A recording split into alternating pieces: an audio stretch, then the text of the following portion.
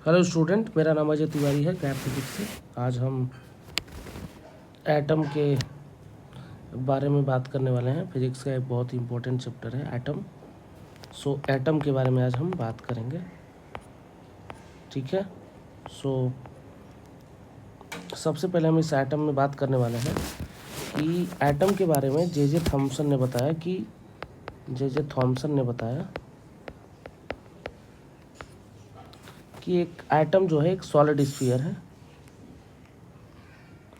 जिसके अंदर ना सारे निगेटिव चार्ज ना यूनिफॉर्मली डिस्ट्रीब्यूटेड हैं, पॉजिटिव चार्ज यूनिफॉर्मली डिस्ट्रीब्यूटेड है और इलेक्ट्रॉन जो है ना कहीं कहीं पे ऐसे एम्बेडेड है।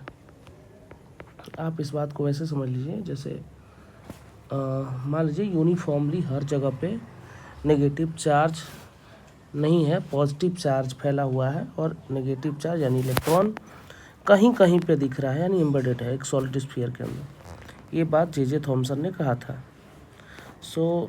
इनकी बात को कहीं ना कहीं नकार दिया गया कुछ एक्सपेरिमेंट के बाद। तो इसके जस्ट बाद आए रदरफोर्ड साहब आए और रदरफोर्ड साहब ने कहा कि उन्होंने एक एक्सपेरिमेंट किया। सबसे पहले तो वो एक्सपेरिमेंट था gold foil experiment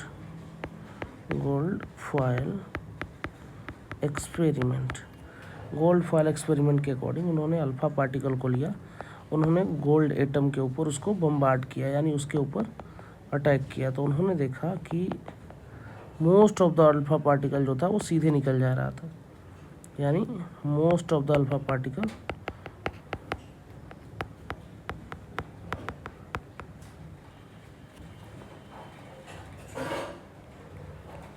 are just crossing या cross the atom. Most of the alpha particle ने एटम को जस्ट क्रॉस कर लिया है, 1 सेकेंड।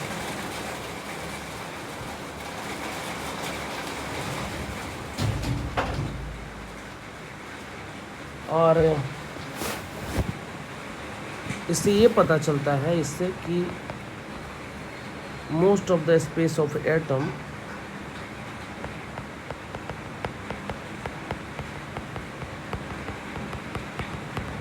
आर एम्पटी, मतलब ज़्यादातर एटम का जो स्पेस है वो एम्पटी है।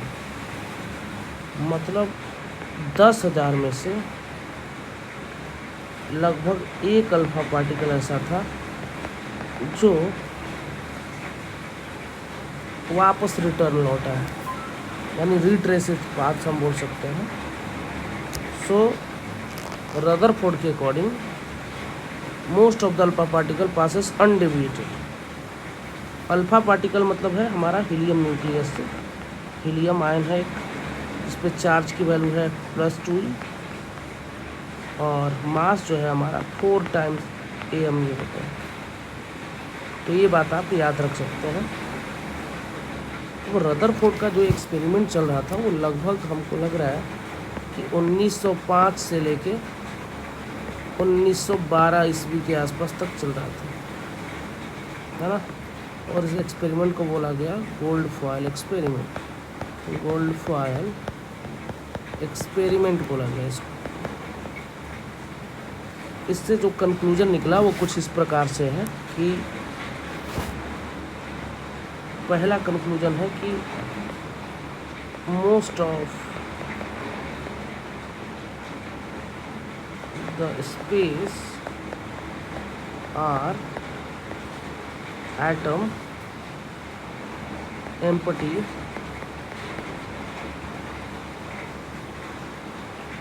किसका? Most of the space atom का, ठीक है। दूसरा बात, all positive and negative charge are not negative, neutron बोल सकते हैं, positive and neutron are concentrated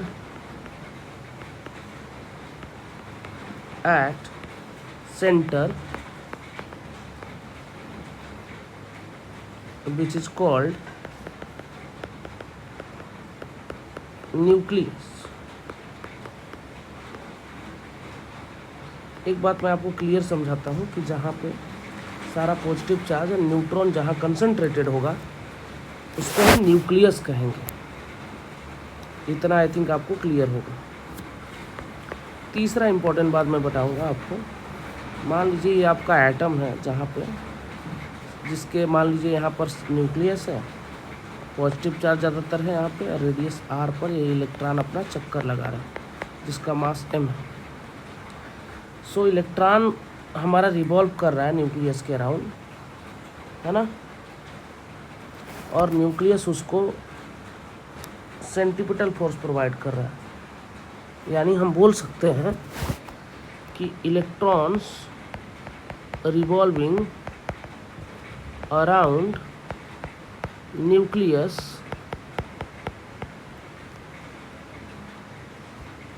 and Coulombic force. Coulombic क्यों बोल रहा हूँ? क्योंकि चार्ज के बीच लगने वाला फोर्स कूलम्बिक है। कहाँ कहाँ लग रहा है? Between electron and nucleus will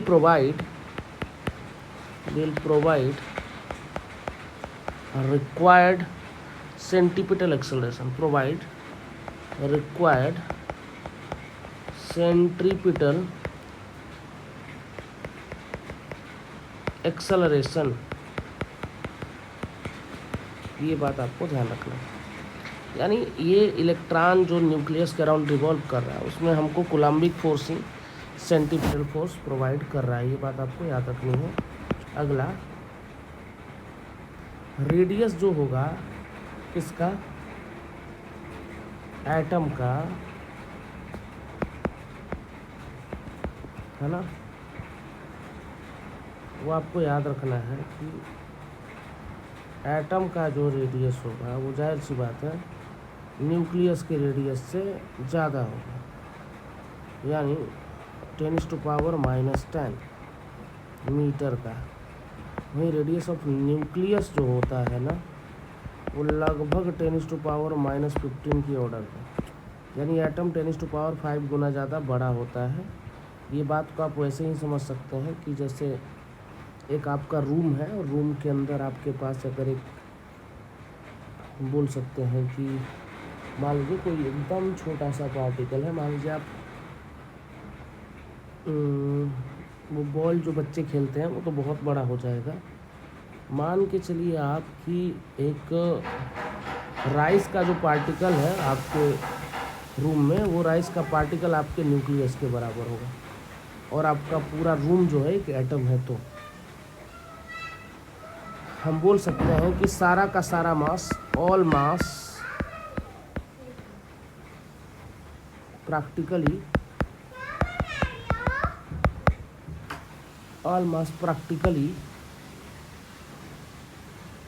concentrated at center। जाहिर सी बात है कि जहाँ पे न्यूक्लियस और सारा पॉजिटिव चार्ज होगा वहीं पे सारा मास होगा। और रेडियस जो होगा न्यूक्लियस का, मैंने आपको बताया, वो रेडियस ऑफ न्यूक्लियस 10⁻⁻15 का मतलब ये है कि ये फर्मी की ऑर्डर का है। ये एक फर्मी के बराबर होता है। फर्मी 10⁻⁻15 है। सो आप ये बात याद रख सकते हैं।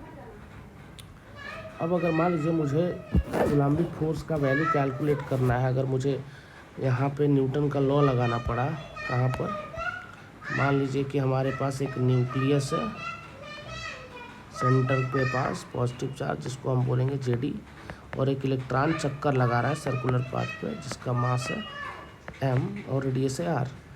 सो हम बोल सकते हैं कि Z Q1 Q2 यानी Jd²/4πε0 into r² is equal to mv²/r। एक r से एक r cancel.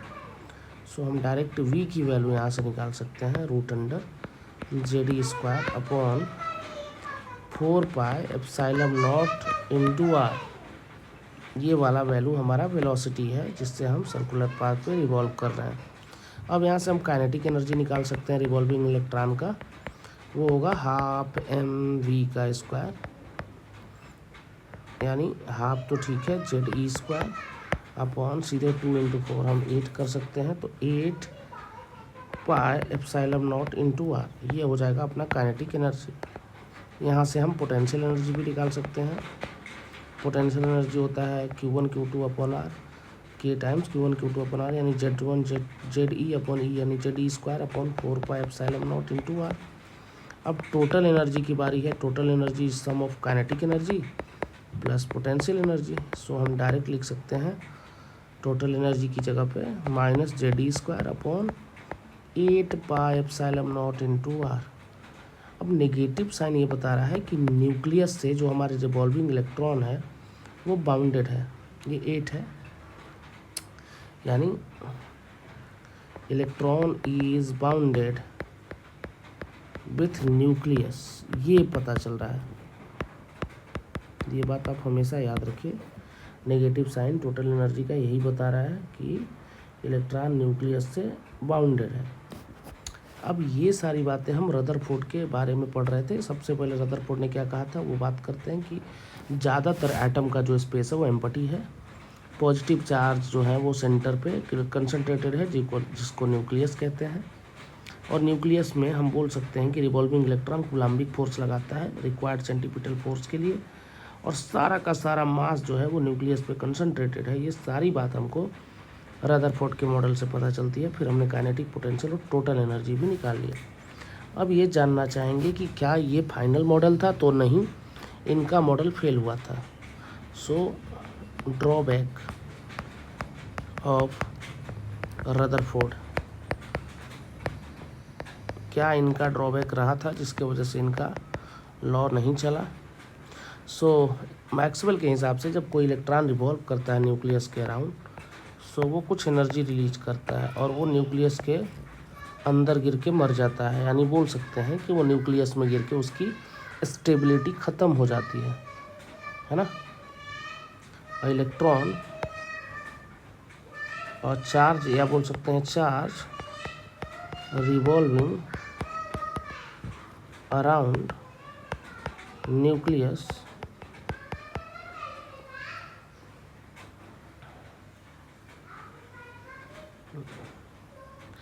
Emit EM wave बोल सकते हैं अकॉर्डिंग टू मैक्सवेल। मैं नहीं बोल रहा, ये मैक्सवेल बोल रहे हैं, ये बात आप याद रख सकते हैं। सो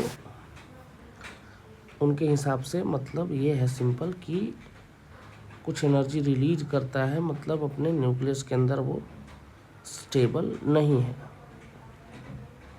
कौन स्टेबल नहीं है? इलेक्ट्रॉन। चार्ज जब चक्कर लगा रहा है न्यूक्लियस का तो वो उतना स्टेबल नहीं है जब वो किसी भी ऑर्बिट पे घूम रहा है, यानी वेरिएबल वेलोसिटी से घूम रहा है। आप देख भी पा रहे हैं सर्कुलर पाथ पे हर जगह वेलोसिटी का डायरेक्शन अलग अलग है। सो इस वजह से वो स्टेबल नहीं है।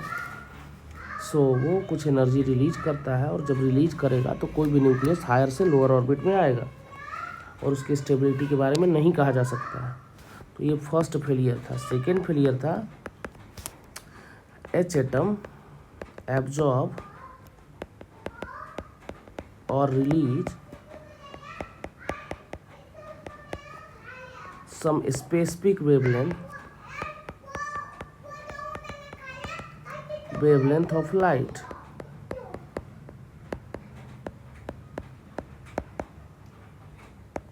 वो स्पेसिफिक वेवलेंथ ऑफ लाइट को ही एब्जॉर्ब करता है। जैसे बार्मर ने एक इक्वेशन से बताया कि वो वेवलेंथ जो था एक्चुअल में वो था 364.56 अपॉन m² - 4। ये वेवलेंथ की लाइट को ही वो m की वैल्यू यहाँ पे आप डाल सकते हो 3, 4, 5, 6 सो ऑन। सो ये बार्मर सीरीज बोलते हैं हम इसको। बाल्मर ने ये बारे में बताया था कि इस तरह की वेवलेंथ को ही खाली H एटम एब्जॉर्ब करता है, यानी एब्जॉर्ब करने का मतलब ये है कि इस तरह का वेवलेंथ को ही वो निकाल सकता है। ये बात किसने बताई? बार्मर ने बताई। सो यहाँ पे रदरफोर्ड की दो ड्रॉबैक थी जिसके वजह से फाइनली बोर्स का मॉडल आया।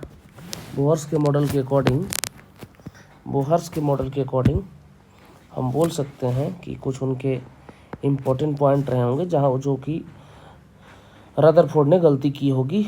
सो पहला इम्पोर्टेंट पॉइंट है बोहर मॉडल का। बोहर मॉडल को हम बोल सकते हैं सबसे पहला कि nucleus is centre of atom. ये तो हमको पहले से पता था, न्यूक्लियस जो है वो सेंटर ऑफ एटम है। Electron will revolve around nucleus, यानी इलेक्ट्रॉन ऑलवेज न्यूक्लियस के अराउंड घूम रहा होगा, या इलेक्ट्रॉन अपने स्पेसिफिक ऑर्बिट में घूमेगा, यानी electron revolve only in specific orbit which is called stationery orbit. उसको क्या बोलते हैं हम? स्टेशनरी। जिस ऑर्बिट में इलेक्ट्रॉन रिवॉल्व करता है उसको स्टेशनरी ऑर्बिट बोलते हैं। एंड इन स्टेशनरी ऑर्बिट, उस स्टेशनरी ऑर्बिट के अंदर कोई तरह का कोई रेडिएशन रिलीज नहीं होता है। इन स्टेशनरी ऑर्बिट, है ना, डोंट एमिट या does not emit any kind of radiation,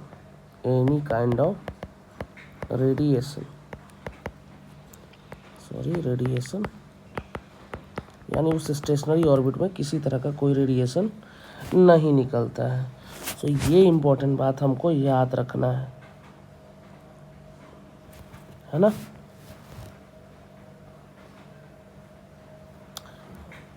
तीसरा, यानी स्पेसिफिक ऑर्बिट में तो घूम रहा है लेकिन न्यूक्लियस के अराउंड घूम रहा है, ये भी बात आप याद रखिए। क्लियर है? अब घूमने के दौरान कुछ बातें और मैं बताना चाहूँगा कि अगर एक इलेक्ट्रॉन है जो घूमते घूमते मान लीजिए कि थोड़ी देर के लिए लोअर से किसी भी कारणवश हायर ऑर्बिट में गया, तो हायर ऑर्बिट में तभी गया होगा जब इसको कुछ एनर्जी मिली होगी बाहर से, या बोल सकते हैं हायर से लोअर ऑर्बिट में आया, ये तभी होगा जब इसने कुछ एनर्जी रिलीज किए होंगे। सो ये बात आपको याद रखनी है कि जब हायर से लोअर में आएगा तो कुछ एनर्जी रिलीज करेगा, वहीं लोअर से हायर में जाएगा तो कुछ एनर्जी गेन करके ही जाएगा। May be this energy is in form of wave, क्या बोल सकते हैं, फोटोन। अब सबसे इम्पोर्टेंट बारी है जिसको हम बोलते हैं बोहर क्वांटाइजेशन रूल। बोहर का क्वांटाइजेशन रूल क्या है वो हम समझते हैं कि कोई भी न्यूक्लियस के अराउंड अगर एक इलेक्ट्रॉन चक्कर लगा रहा है तो रिवॉल्विंग इलेक्ट्रॉन का एंगुलर मोमेंटम L, जो कि mvr होता है, वो इंटीग्रल मल्टीपल होगा h/2π का। इंटीग्रल मल्टीपल यानी n मल्टीप्लाइड बाय h/2π। ये है हमारा बोहर क्वांटाइजेशन रूल। मान लीजिए ये n बराबर 1 में पहले ऑर्बिट में घूम रहा है, ये n बराबर 2 है, ये n बराबर 3 है तीसरा ऑर्बिट, ये n बराबर 4 है चौथा ऑर्बिट। अलग अलग वेलोसिटी भी है। ये पहला का रेडियस है r1, ये दूसरा का रेडियस है r2, ये तीसरा का रेडियस है r3, ये चौथा का रेडियस है r4। सो हम डायरेक्ट लिख सकते हैं अलग अलग ऑर्बिट के लिए L1 is equal to mv1r1 is equal to h/2π, because n की वैल्यू 1 हो गई। So L2 is equal to mv2r2 2 times h/2π। Similarly L3 is equal to m3, not m3 तो कांस्टेंट है, v3r3 3 times h/2π। Similarly L4 mv4r4 that is 4 times h/2π। So ये है हमारा quantization rule Bohr का, जो आप लगा सकते हैं। ये बात आप याद रखिए। अब कुछ इम्पॉर्टेंट कैलकुलेशन है, यानी हम लिखेंगे कैलकुलेशन फॉर बोर ऑर्बिट। वो कौन कौन से कैलकुलेशन है बोर ऑर्बिट के लिए, ये हम सीखेंगे।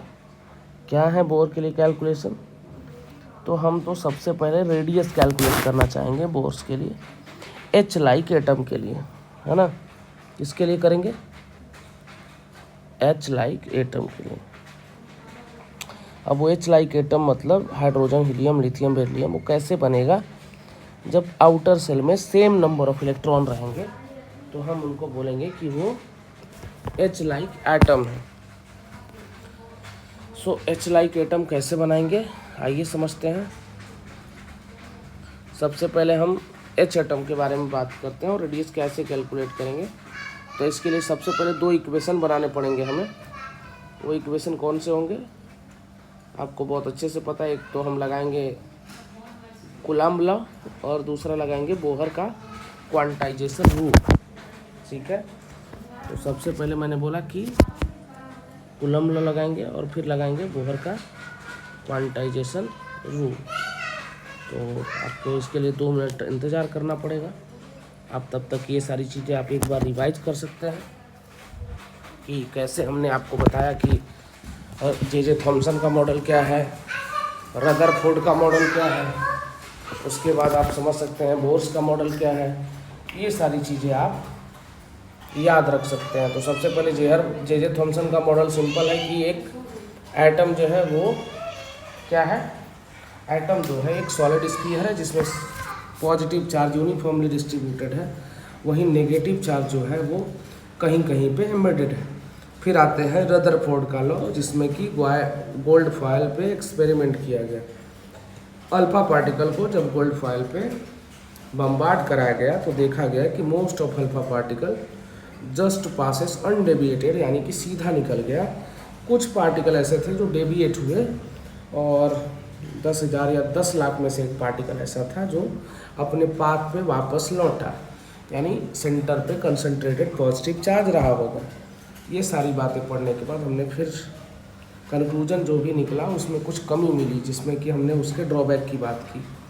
तो ड्रॉबैक में हमने देखा कि सबसे पहले तो वो ये नहीं बता पाए कि जब चार्ज रिवॉल्व कर रहा होगा न्यूक्लियस के अराउंड तो अपने स्टेबल ऑर्बिट में रहेगा या अनस्टेबल ऑर्बिट में, यानी इलेक्ट्रॉन जब चक्कर लगा रहा होगा तो क्या वो स्टेबल होगा, ये नहीं बता पाए। और H एटम ना कुछ स्पेसिफिक वेवलेंथ को ही एब्जॉर्ब करता है, ये भी उन्होंने क्लियरली एक्सप्लेन नहीं किया। सो यहाँ पे रदरफोर्ड भाई फेल हुए, तो फिर हमें बोर्स का मॉडल पढ़ना पड़ा। बोर्स के हिसाब से भी सारी चीज़ें, ज़्यादातर चीज़ें वैसी ही थी जो रदरफोर्ड ने बताई थी, कुछ चीज़ों में दिक्कतें थी। जैसे कि उन्होंने बोला कि वो अपने स्पेसिफिक ऑर्बिट में ही घूमता है जिसको स्टेशनरी ऑर्बिट कहते हैं, और उस ऑर्बिट में किसी तरह का कोई रेडिएशन रिलीज नहीं करता है इलेक्ट्रॉन। ये तो झंझट ख़त्म हो गया कि जब वो अनस्टेबल ऑर्बिट में घूमेगा फिर स्टेबल होने के लिए बहुत सारा पापड़ बेलेगा, ऐसा कोई चक्कर ही नहीं था। ये तो झंझट हो गया। फिर उन्होंने बताया कि बोहर का कुछ क्वांटाइजेशन रूल है कि जब रिवॉल्विंग इलेक्ट्रॉन का जो एंगुलर मोमेंटम है यानी MVR वो इंटीग्रल मल्टीपल होता है h/2 पाई का। ये बात आई थिंक आपको समझ में आ गई होगी। इतना जो हमने अभी पढ़ा था उसका मैंने एक आपको रिकैप दे दिया। तो चलिए हम फिर आगे चलते हैं और आगे चल के हम बात करते हैं कि हम कैसे और भी कैलकुलेशन जो है वो कर सकते हैं।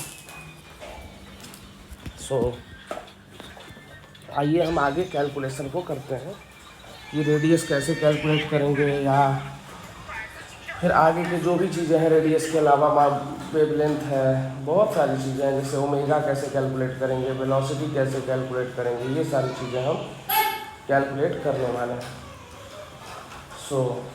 चलिए सबसे पहले रेडियस कैलकुलेट करते हैं।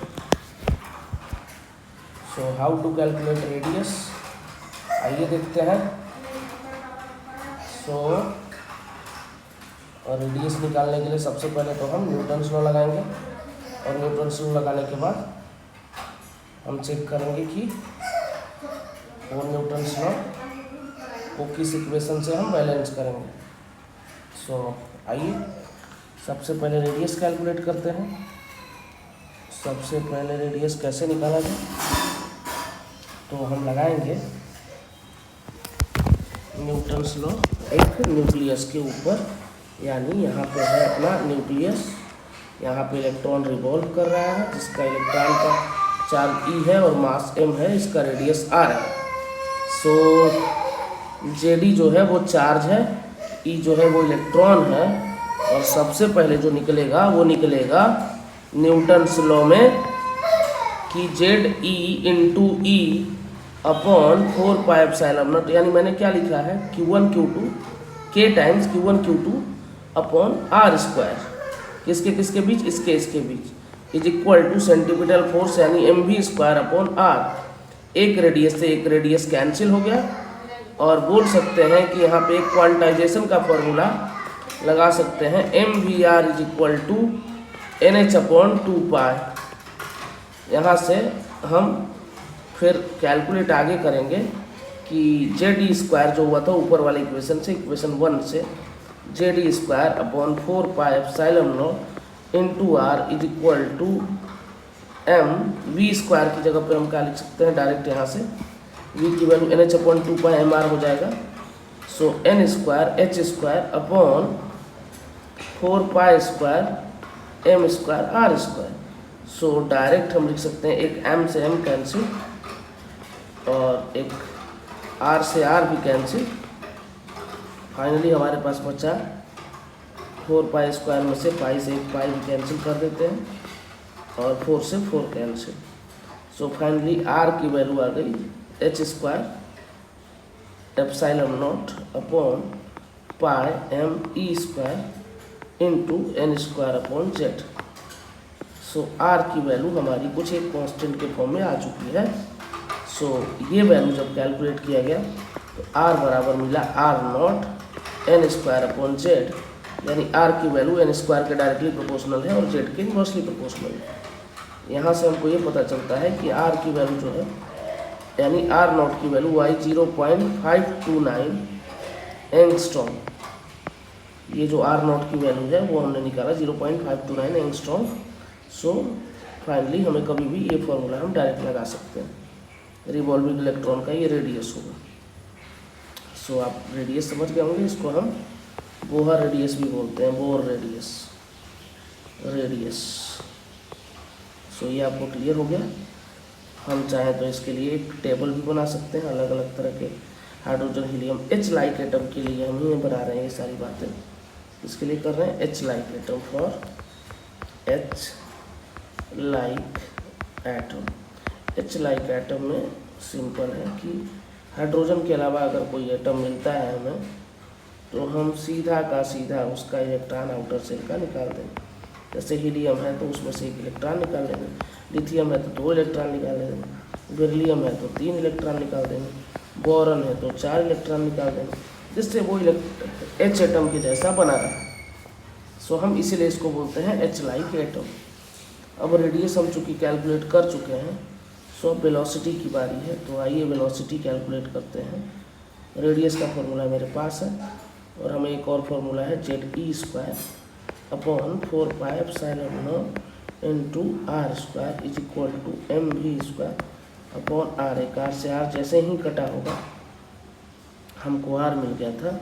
अगली बार हमने फार्मूला लगाया होगा v का एक और फार्मूला, कहाँ से कि हमको पता है mvr is equal to nh upon 2π। So यहाँ से हम डायरेक्ट लिख सकते हैं v is equal to nh upon 2π mr।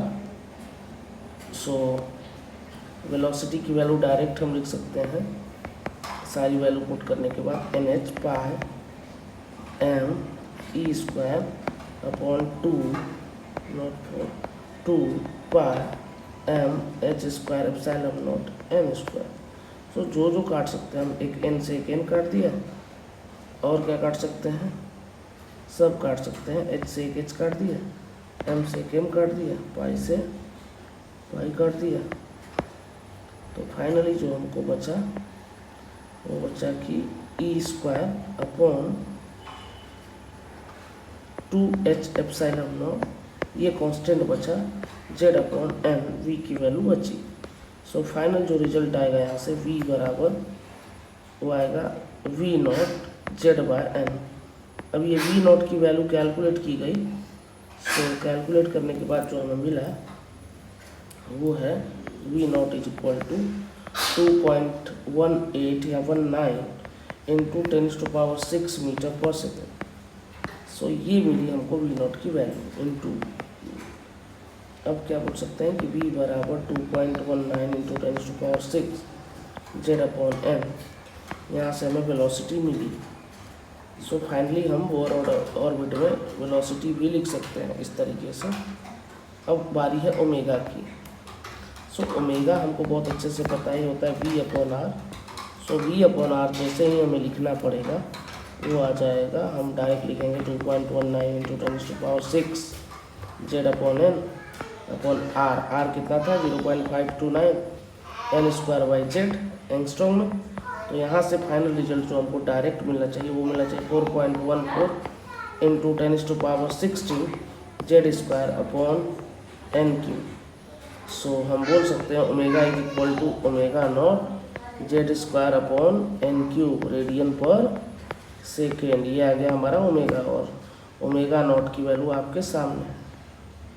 तो हमने रिवॉल्विंग इलेक्ट्रॉन की ओमेगा भी निकाल दी। ओमेगा जिस वेलोसिटी से वो चक्कर काट रहा है ये है ओमेगा। ये ओमेगा हमने निकाल लिया। पहला वाला कितना हो जाएगा एन स्क्वायर एच एटम के लिए। सो 2 दूना के 4 दूना के 8 यानी ओमेगा पहला रहेगा, दूसरा होगा ओमेगा बाई 8, तीसरा ओमेगा बाई 27। इसी तरह से हम निकाल सकते हैं। अगला हो जाएगा ओमेगा बाई 64। ठीक है, तो इस तरीके से हम आराम से निकाल सकते हैं। अब बारी है टाइम पीरियड की। ओमेगा पता है तो आप टाइम पीरियड आराम से निकाल सकते हैं। 2 पाई बाई ओमेगा फाइनल आ जाएगा अपना 2 pi 2h cube epsilon naught का square upon pi m e raise to power 4 n cube upon Z square. So final result आएगा 4 h raise to power 3 epsilon naught का square upon m e raise to power 4 n cube upon Z square. So यहाँ से direct लिख सकते हैं हम 2 pi upon 4.14 into 10 to power 16 n cube upon Z square. Final result आ जाएगा 1.5 into 10 to power -16 n cube upon Z square second. ये आ जाएगा हमारा टाइम की नॉट की कांस्टेंट की वैल्यू, यानी सॉरी टी बराबर ये टी नॉट है। फाइनल आ जाएगा हमारा टाइम पीरियड का formula N Q upon Z square. अब आपको टाइम पीरियड पता है तो आप फ्रिक्वेंसी भी निकाल सकते हैं 1 upon time period. So 1 upon 1.5 into 10 to power -16 Z square उल्टा हो जाएगा अपॉन एन क्यू। फाइनल आ जाएगा ये 6.59 into 10 to power 15 Z square by N Q. ये आ जाएगा अपना फ्रिक्वेंसी, यानी ये एफ नॉट की वैल्यू है जो आपको ऊपर दिख रही है। तो फ्रिक्वेंसी भी आप निकाल सकते हैं। अब बोल सकते हैं कि मान लीजिए फ्रिक्वेंसी आपने निकाल दिया, इफेक्टिव करंट कितना होगा। अब करंट कैसे निकालें। सो करंट निकालना नॉट अ बिग टास्क। सो जब एक इलेक्ट्रॉन किसी पाथ पर चक्कर लगा रहा है टाइम के साथ तो पक्का करंट हो रहा होगा। So I is equal to हम बोल सकते हैं Q अपॉन टी यानी E टाइम्स F। तो फ्रिक्वेंसी अभी जस्ट हमने निकाला है। सो E को F से मल्टीप्लाई करेंगे m e raise to power 5 upon direct लिखेंगे 4h raise to power 3 into epsilon naught का स्क्वायर। पहले से जो भी था जेड स्क्वायर अपॉन एन की एज इट इज रहेगा। सो हम ये वैल्यू डायरेक्ट लिख सकते हैं। और इससे भी इम्पोर्टेंट अगर मुझे मैग्नेटिक फील्ड बोला गया, जैसे मैं ये बोलूँगा कि अगर एक करंट कैरिंग वायर है, जैसे उसके सेंटर पे मैग्नेटिक फील्ड होता है यहाँ पर, जिसको ओ बोल रहे हैं, जिसका रेडियस आर है, तो मैग्नेटिक फील्ड एट सेंटर होता है μ0I/2r। तो अगर कभी मुझे मैग्नेटिक फील्ड भी निकालना रहा सो हम ईजिली निकाल सकते हैं μ0 अपॉन 4 पाई 2 से मल्टीप्लाई कर दिया पाई से, क्योंकि हमें पता है कि ऊपर कांस्टेंट आएगा। सो μ0 बाय, या तो डायरेक्ट इसको हटा के लिख सकते हैं μ0/2 आई की जगह पे अभी मैंने जो निकाला m e raise to power 5 pi m e square upon 4h raise to power 3 epsilon naught का square epsilon naught into Z square upon n cube. ये सारे कैलकुलेट करने के बाद फाइनल जो आ जाएगा वो डायरेक्ट मैं लिख सकता हूँ epsilon naught upon 4 pi E into E square हो जाएगा pi square M square E raise to power 4 upon 2 H epsilon naught H raise to power 4 epsilon naught का स्क्वायर जेड क्यू हो गया क्योंकि पहले से जेड था into 1 raise to power 5। So final result अपने पास है मल्टीप्लाई करने के बाद nu naught M square pi E raise to power 7 upon 8 H raise to power 5 epsilon naught का power 3 into Z square upon N raise to power 5। ये हो जाएगा बी। सो बी की वैल्यू हम आराम से निकाल सकते हैं। अगर बी आपने निकाल लिया तो आप मैग्नेटिक डाइपोल मोमेंट भी निकाल सकते हैं, बिकॉज जब एक सर्कुलर पाथ पे इलेक्ट्रॉन या चार्ज रिवॉल्व करता है तो करंट होता है, और करंट की वजह से ये जो एरिया क्रॉस सेक्शन के परपेंडिकुलर मैग्नेटिक डाइपोल मोमेंट आएगा वो है आई डॉट ए यानी आई ए। सो आई की वैल्यू तो आई रहेगी पाई आर स्क्वायर एरिया होगा। सो फाइनल रिजल्ट हम लिख सकते हैं M raise to power 5 pi H square epsilon naught का square upon 4 pi raise to power 3 epsilon naught का square pi square M square into E raise to power 4 Z square upon N cube into N raise to power 4 into Z square. So final काटापीटी करेंगे, ये कटेगा इससे। सो Z square से भी कटेगा। Final सब कुछ कटने के बाद ई एच अपॉन आ जाएगा 4 पाई एम इंटू एक ही एन बचा ना, एन रेज़ टू पावर 3 से कटा तो ये पावर में 3 था ना तो कटा तो एक एन बचा बस। सो आ गया magnetic dipole moment directly proportional to N बचा, यानी बोल सकते हैं क्वांटम नंबर के डायरेक्टली प्रोपोर्शनल आ गया। तो ये सारी चीज़ें हमने कैलकुलेट की। अब काइनेटिक एनर्जी की बारी है। काइनेटिक एनर्जी होता है हाफ एम वी का स्क्वायर। सो यहाँ से आ जाएगा हाफ एम वी का स्क्वायर। हमने पहले से वी देखा हुआ है, कितना था वी एक बार देख लीजिए क्योंकि सारा एक साथ नहीं लिख पाया। ये V square upon 2 H epsilon naught. तो फाइनल हम जो वी रखेंगे वो हो जाएगा M E raise to power 4 upon 4 H square epsilon naught का square Z square upon N square. Final result बचा अपना M E raise to power 4 upon 8 H square epsilon naught का square Z square upon N square. ये है अपना kinetic energy. Kinetic energy इसको calculate किया गया तो ये मिला 13.6 electron volt Z square upon N square. ये मिला काइनेटिक एनर्जी। ये बात आप याद रख सकते हैं। पोटेंशियल एनर्जी की बारी है। पोटेंशियल एनर्जी ये मिला अपना U बराबर minus Z E square upon 4 pi epsilon naught into R. यहाँ से डायरेक्ट रख सकते हैं Z E square upon 4 pi epsilon naught into pi M E square upon H square epsilon naught into Z by N square. So final मिलेगा काटापीटी के बाद same to same minus sign के साथ मिलेगा क्योंकि ये है तो पोटेंशियल एनर्जी। सो मिलेगा M E raise to power 4 upon 4 H square epsilon naught का square Z square by N square. Final result मिल जाएगा अपना U बराबर उसका दिख रहा है कि हमको कि दुगना है -27.2 electron volt Z square by N square. So potential energy ये मिल गया। अब फाइनल हम लिखेंगे टोटल एनर्जी। अब टोटल एनर्जी जो होगी sum of kinetic plus potential. So direct हम लिख सकते हैं, क्या लिख सकते हैं, डायरेक्ट लिख सकते हैं कि माइनस एम ई स्क्वायर यानी E raise to power 4 upon 2 H square epsilon naught का square Z square by N square यानी minus 13.6 Z square by N square. ये मिला हमको टोटल एनर्जी। नेगेटिव साइन यही बता रहा है कि ये बाउंडेड है, बस इतना पता चल रहा है।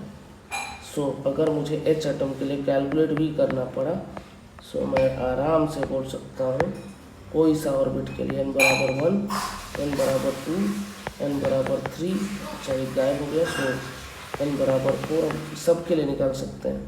E1 की वैल्यू हो जाएगी -13.6 जेड स्क्वायर यानी हाइड्रोजन H एटम के लिए, फॉर H एटम के लिए जेड की value 1 Z square upon n square. So पहला आ जाएगा -13.6 इलेक्ट्रॉन वोल्ट। E2 की वैल्यू आ जाएगा -13.6 Z square upon n square, -3.4 electron volt. E3 की वैल्यू आ जाएगी सिमिलरली -13.6 जेड स्क्वायर यानी 1 का स्क्वायर अपॉन 9 यानी -1.51 इलेक्ट्रॉन वोल्ट।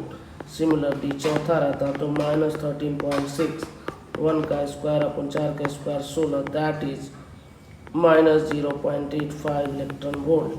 ये सब बेटा बार बार कैलकुलेट करने से याद है, इसलिए मैं जल्दी लिख पा रहा हूँ, आप भी याद रख सकते हैं। 13.6 1 का स्क्वायर अपॉन 5 का स्क्वायर 25 आ जाएगा -0.54 इलेक्ट्रॉन वोल्ट। इस तरीके से आप याद रख सकते हैं।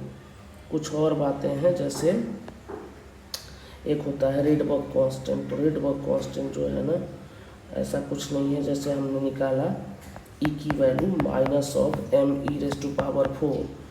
इंटू 8h³ का स्क्वायर c इंटू, अगर मुझे इसको Z square bye n square है, इसको hc से मल्टीप्लाई और hc से डिवाइड करना पड़ा, तो फाइनल आ जाएगा, ये जो कैलकुलेट होके आएगा वो आएगा r टाइम्स hc, नीचे hc डिवाइड हो चुका है, Z square upon n square. E की वैल्यू यहाँ से आ जाएगी, यानी R की वैल्यू आ गई 13.6 इलेक्ट्रॉन वोल्ट अपॉन hc, और हम यहाँ से R की जो वैल्यू है रेडबर्ग कांस्टेंट इसको बोलते हैं R/d BERG बर्ग्स कांस्टेंट। इसकी वैल्यू आती है कैलकुलेट करने पे 10967800 पर मीटर, ये आती है। अगर हम डायरेक्ट मैं 1/r लिखूं तो आप याद रख सकते हैं 911 एंगस्ट्रॉम। सो आप इस तरीके से याद रख सकते हैं। कुछ और टर्म्स हैं, जैसे आयोनाइजेशन एनर्जी। तो अगर एक इलेक्ट्रॉन को उसके nth ऑर्बिट से इनफाइनाइट तक पहुंचाने के लिए जो एनर्जी रिक्वायर्ड होगी, वो that energy is called excitation energy, उसको डेल्टा ई बोलेंगे। इनफाइनाइट की एनर्जी 0 मानी जाती है। सो 0 minus 13.6 Z square bye n square, पहले से माइनस साइन और रहा होगा, so minus minus plus 13.6 Z square bye n square, यानी ये आ गया टोटल एनर्जी का नेगेटिव, और यही होता है बाइंडिंग एनर्जी के बराबर, so that is not excitation, ionization बोल रहे हैं, सॉरी, आयोनाइजेशन एनर्जी। क्योंकि आयोनाइजेशन एनर्जी का मतलब है कि nth ऑर्बिट से इनफाइनाइट तक पहुंचाने में जो एनर्जी रिक्वायर्ड हो। कुछ और टर्म्स हैं, जैसे आयोनाइजेशन पोटेंशियल। तो एनर्जी को अगर E से डिवाइड कर दूंगा तो ये वोल्टेज मिल जाएगा, क्योंकि ये इलेक्ट्रॉन वोल्ट में रहेगा, इलेक्ट्रॉन से इलेक्ट्रॉन कैंसिल हो जाएगा। अब आयोनाइजेशन एनर्जी की जस्ट बाद एक्साइटेशन एनर्जी है। एक्साइटेशन एनर्जी, तो एक्साइटेशन एनर्जी की वैल्यू हम डायरेक्ट निकाल सकते हैं कि amount of energy required to shift an electron from ground state to given state. मान लीजिए हम n बराबर 1 से लेके किसी भी nth ऑर्बिट में भेजने के लिए जो एनर्जी रिक्वायर्ड होगी, यानी बोल सकते हैं डायरेक्ट En माइनस E1 1 से लेके, मतलब कि nth में भेजने के लिए जो एनर्जी रिक्वायर्ड होगी, that energy is called excitation energy. Final जो रिजल्ट लिख सकते हैं 13.6 ये वाला Z square 1 minus 1/n square, ये आ जाएगा अपना एक्साइटेशन एनर्जी का गैप, और हम इसको लिख सकते हैं ईजिली। सो ये है मेरा एक्साइटेशन एनर्जी। और कई बार ये सारी एनर्जी जो है ना वो फोटोन की एनर्जी के बराबर होगी, क्योंकि जितनी भी एनर्जी रिलीज होगी या गेन होगी इन फॉर्म ऑफ फोटोन होगी। सो एक्साइटेशन एनर्जी का मतलब आप समझ गए। इस एनर्जी को मैंने बोला कि हम ज़रूरत पड़ने पे hc/λ के बराबर लिख सकते हैं। अब क्या है कि अगर मैं बोलूँ, एक कंडीशन है कि एनर्जी बड़ा हो जाए हमारा बाइंडिंग एनर्जी से, तब हम डायरेक्ट जो काइनेटिक एनर्जी लिखते थे पहले आइंस्टाइन इक्वेशन के हिसाब से E-5, तो डेल्टा E माइनस हम लिख सकते हैं बाइंडिंग एनर्जी। वर्क फंक्शन जो है बाइंडिंग के ही बराबर है, तो डेल्टा E, और जो हमने एनर्जी दिया है वो ऑलरेडी हमारा बोल सकते हैं E डैश जो है वो नेगेटिव ही है, so delta E plus E dash negative है, सो हम इस तरीके से लिख सकते हैं। सो काइनेटिक एनर्जी की वैल्यू आ जाएगी hc/λ डेल्टा E की वैल्यू प्लस E1 या E डैश। इस तरीके से आप याद रख सकते हैं अगर एनर्जी आपने बाइंडिंग एनर्जी से ज़्यादा दिया है तो। इसमें जो भी क्वेश्चंस आएंगे ना आप इजीली कर सकते हैं। मैं आपको इस तरीके से समझा रहा हूँ। डी एक्साइटेशन क्या है थोड़ा देखते हैं। सो डी एक्साइटेशन का मतलब है हायर से लोअर में। जैसे एक इलेक्ट्रॉन है, मैं आपको सिंपल समझाता हूँ। मान लीजिए हायर लेवल में है, हायर लेवल को N2 बोला और लोअर लेवल को N1 बोला। अच्छा, ग्राउंड स्टेट में डायरेक्ट आना जरूरी नहीं है, ये क्लियर याद रखिए। सो जैसे मैं बोल रहा हूँ n बराबर 4, तो n बराबर 4 से 3, 4 से 2, 4 से 1 ऐसा होगा। सिमिलरली 3 से 2, 3 से 1, एक होगा 2 से 1। सो कितने मिल गए हमको? 3 और 3 6 मिल गए, 6 फोटोन मिल गए, 6 फोटोन। सो इसका सम भी निकालना आसान है, जिसको हम बोलते हैं मतलब 6 तरह के हमको फोटॉन्स मिल गए, 6 तरह के फोटॉन्स मिल गए, और इसको हम स्पेक्ट्रल लाइन बोलते हैं, स्पेक्ट्रल सीरीज। ये कैसे निकालते हैं? तो ये एक सम है n into n-1 divided by 2। जैसे 4 था तो 4 into 4-1 divided by 2 that is 6। देखिए यहाँ से भी 6 आया और यहाँ से भी 6 आया। सो स्पेक्ट्रल लाइन का ये फॉर्मूला आप याद रखेंगे, नंबर ऑफ स्पेक्ट्रल लाइन कितना होगा किसी हायर से लोअर ऑर्बिट में आने पर। सो डी एक्साइटेशन एनर्जी के लिए अगर मैं एक एक्सप्रेशन कैलकुलेट करूं, सो मैं डायरेक्ट लिख पाऊंगा कि ई हायर दैट इज 2 बोला था मैंने, minus E lower is equal to hc/λ minus 13.6 z² अपॉन n2 का square minus 13.6 z² upon n1 का स्क्वायर। सो डायरेक्ट मैं लिख सकता हूँ इज इक्वल टू hc/λ, यहाँ से ये प्लस हो गया, ये माइनस हो गया, hc/λ is equal to 13.6 electron volt z² into 1/n1 का स्क्वायर माइनस 1/n2 का स्क्वायर। n1 लोअर ऑर्बिट है, n2 हायर ऑर्बिट है। सो 1/λ डायरेक्ट लिख सकते हैं 13.6 upon hc into z² into 1/n1 का स्क्वायर माइनस 1/n2 का स्क्वायर। सो फाइनली हमारे पास 1/λ की वैल्यू आ चुकी है। ये r होता था rz² इंटू 1/n1 का स्क्वायर माइनस 1/n2 का स्क्वायर। सारी चीज़ें हम यहाँ से कैलकुलेट कर सकते हैं।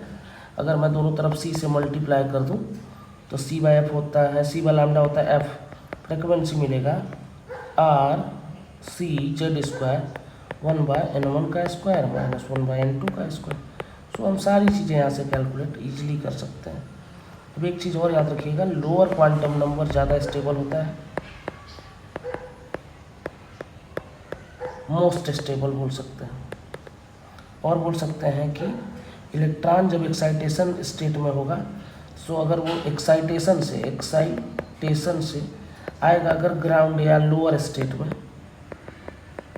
तो वो कुछ फोटोन रिलीज करेगा, that photon in form of that photon यानी hc/λ की फॉर्म में हम करस्पॉन्डिंग वेवलेंथ वहाँ से निकाल पाएंगे। सो डी एक्साइटेशन का मतलब आप अच्छे से समझ गए। अब कुछ हाइड्रोजन स्पेक्ट्रम सीरीज होती है वो आप समझ लीजिए, जैसे लाइमन बार्मर पास्चन क्या होता है। मान लीजिए n बराबर 1, n बराबर 2, n बराबर 3, n बराबर 4, n बराबर 5, n बराबर 6, n बराबर 7, n बराबर 8, n बराबर 9, ऐसे करते करते इन्फिनिटी तक हमने लाइन खींच दिया। 1 2 3 4 5 6 7 n बराबर 8, n बराबर 9 ऐसे करके। तो हायर से अगर फर्स्ट में आएगा ना, मेरी बात समझिए, अगर हायर से फर्स्ट में अगर आएगा तो इसको लाइमन सीरीज बोलेंगे, और हायर से अगर सेकेंड में आएगा तो इसको बार्मर सीरीज बोलेंगे। बार्मर हायर से आएगा तो बार्मर बोलेंगे, और हायर से अगर थर्ड में आएगा तो उसको पास्चन सीरीज बोलेंगे, पास्चन सीरीज के अलावा अगर चौथे में आएगा तो उसको ब्रैकेट सीरीज बोलेंगे, ब्रैकेट सीरीज बोलेंगे। और पाँचवें में आएगा तो पी फंड बोलेंगे, छठवें में आएगा तो हम्फ्री बोलेंगे। इस तरह की सीरीज को हम एच एटम की सीरीज बोलते हैं। क्या बोलते हैं हम इसको? हाइड्रोजन स्पेक्ट्रम भी बोलते हैं या सीरीज बोलते हैं। सो हम इसमें हम लॉन्गेस्ट और शॉर्टेस्ट निकालते हैं। आप खुद ही बताइए कि कैसे लॉन्गेस्ट और शॉर्टेस्ट निकालेंगे। तो जिसका एनर्जी गैप छोटा होगा, जैसे ये दोनों का गैप सबसे छोटा है, तो वो एनर्जी का गैप अगर छोटा होगा तो वेवलेंथ बड़ा होगा। आप बात समझ पाइए हमारा कि अगर एनर्जी का गैप छोटा होगा, एनर्जी का गैप छोटा होगा तो वेवलेंथ बड़ा होगा, वहीं अगर हमारा एनर्जी का गैप बड़ा होगा तो वेवलेंथ छोटा होगा। सो ये बात आप इजीली समझ सकते हैं कि हम कहना क्या चाह रहे हैं। मैंने बोला एनर्जी अगर छोटा है दैट इज hc/λ, तो वेवलेंथ बड़ा है। तो आपसे शॉर्टेस्ट एंड लॉन्गेस्ट वेवलेंथ पूछा जा सकता है, वेवलेंथ। सो आप आराम से बता सकते हैं सारे सीरीज के लिए। और एक बात, बार्मर सीरीज के लिए मैं एक बात आपको बताना चाहूँगा। मैंने बोला कि हायर से 2 में सारे के सारे आएंगे, हायर से 2 में। n बराबर अगर 1 है तो ये n बराबर 2 है, तो हायर से 2 में इसको बार्मर बोल रहा हूँ मैं। क्या बोल रहा हूँ? बार्मर। अच्छा, ये विजिबल रेंज में आता है, विजिबल रेंज में आ रहा है। इसको H अल्फा बोलते हैं, दूसरे वाले को H बीटा बोलेंगे, इसको H गामा बोलेंगे, इसको H डेल्टा बोलेंगे। सो आप याद रखिएगा, H अल्फा का मतलब क्या हुआ कि n बराबर 3 से n बराबर 2 में ट्रांजिशन। H बीटा का मतलब क्या हुआ? n बराबर 4 से n बराबर 2 में ट्रांजिशन। n गामा का मतलब क्या हुआ? n बराबर 5 से n बराबर 2 में ट्रांजिशन। n डेल्टा का मतलब क्या हुआ? n बराबर 6 से n बराबर 2 में ट्रांजिशन। आपको ये ट्रांजिशन निकालना यानी कि करस्पॉन्डिंग वेवलेंथ निकालना आता ही है। सो आप अलग अलग तरीके से सारी बातें बता सकते हो। सो मैंने नॉट इन शॉर्ट या वन शॉट मैंने आपको सारी चीज़ें क्लियरली बता दी। किसके बारे में? एनर्जी वगैरह के बारे में। किसके? इलेक्ट्रॉन के। So thank you so much. मुझे आपको एच एटम के बारे में यानी न्यूक्लियस के बारे में बताने का मौका मिला, और आपको एक वीडियो पसंद आई तो अपने फ्रेंड के साथ शेयर करें।